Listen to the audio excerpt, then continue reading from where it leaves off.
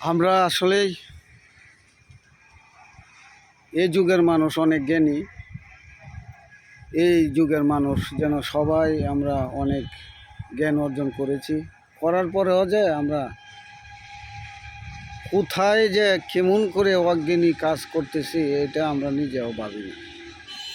আমরা একটু পরিশ্রম করলেই কারো সংসারে অভাব থাকে না। এই যে দেখতেছি আমরা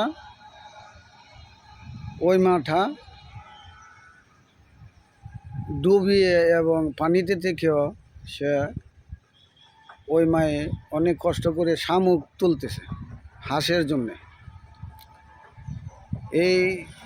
এটাও একটা আয়ের উৎসব। এটা কার জন্যে? আমাদের মতো সন্তানদের জন্যে, আমাদের মতোই সংসারের জন্যে উনি এই কষ্টটা করতেছে। আমরা আসলে সবাই যদি এরকম কষ্ট করি তাহলে আমরা কারো সংসারে কোনো অভাব থাকবে না। ভিডিওটা দেখবেন সবাই।